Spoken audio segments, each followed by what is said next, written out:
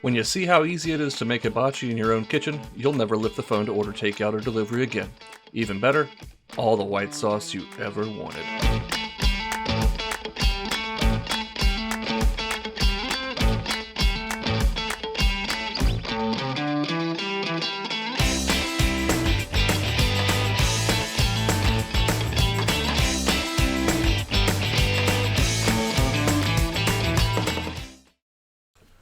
Alright, so let's start with that white sauce, and it's going to begin with 1 cup of full-fat mayo. I like Duke's, you could use Hellmann's, and by the way, this is good, but not necessarily good for you.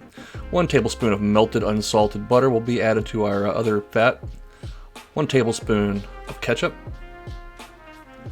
2 tablespoons of rice wine vinegar, and then some dry seasonings. Got some onion powder, about a teaspoon of that, a teaspoon of garlic powder, and a half teaspoon of paprika. All the exact ingredients will be down below, as well as on the website. Got 1 tablespoon of white sugar, and finally just a little splash of water. That is to taste, basically how thick or thin you want your white sauce. Season it up with some salt and pepper, and then get to some whiskey business. Once it is all very smooth and thoroughly combined, tuck that in the fridge, or just drink it. No, actually don't do that. Yeah, tuck that in the fridge, we'll get on to our prep work.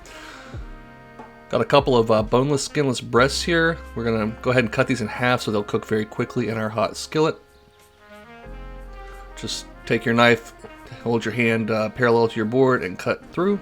Doesn't have to be perfect, but you do want to try and keep them as even as possible. Alright, our chicken's prepped.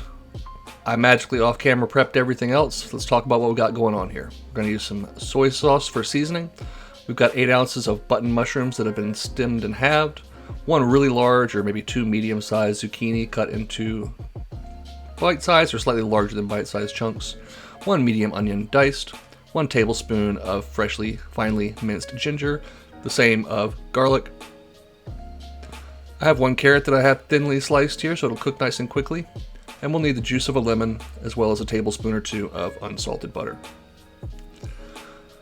Oil up a skillet, get it up over relatively high heat, and lay in your chicken fillets. We're cooking the chicken whole like this because if you put a bunch of cut up pieces of chicken in the skillet, all the liquid and water in the chicken just runs out and don't get any kind of color or flavor on the outside of the chicken at all. Once you've got some nice golden brown stuff going on there, give those a flip, and once they are cooked through, should take you about 3 or 4 minutes, go ahead and pull those out of the pan to rest while we prepare everything else. Keep that pan over relatively high heat, add in your mushrooms, and stir those around in that hot fat. And as they release liquid, you can use that to scrape up the bond off the bottom of the pan. Give them about a minute, then add your carrots, stir and cook those for about another minute as well. This is going to happen really, really fast here. That's why we had to have everything prepped in advance. We'll add in our onion, break that up, and cook it out for about a minute. You can add another splash of oil here if you feel like you need it. Sometimes the mushrooms suck it all up. And continue scraping the bottom of that pan to get all that chickeny fond up. Make a little well right there and add in your zucchini and just give those 30 seconds or so to get a little color on the bottom. And then you can stir those around for another few seconds before we'll make another hole in the middle.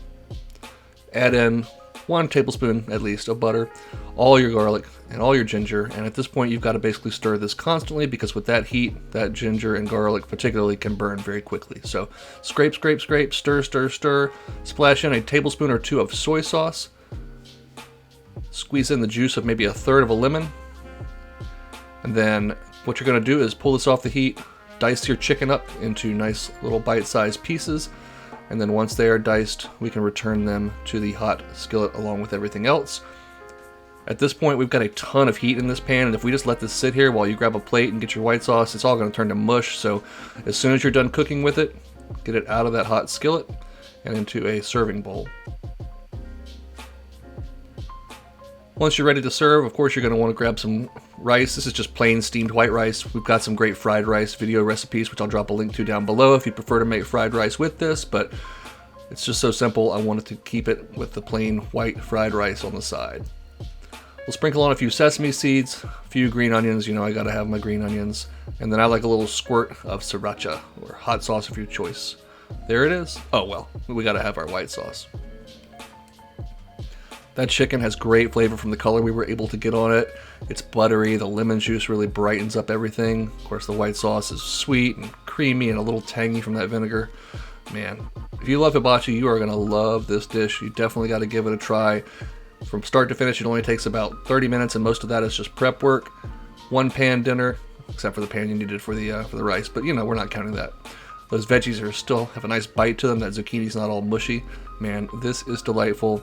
Hope you'll give it a try and let me know what you think. Thanks so much for watching. You get out of here. I'm going to make something delicious.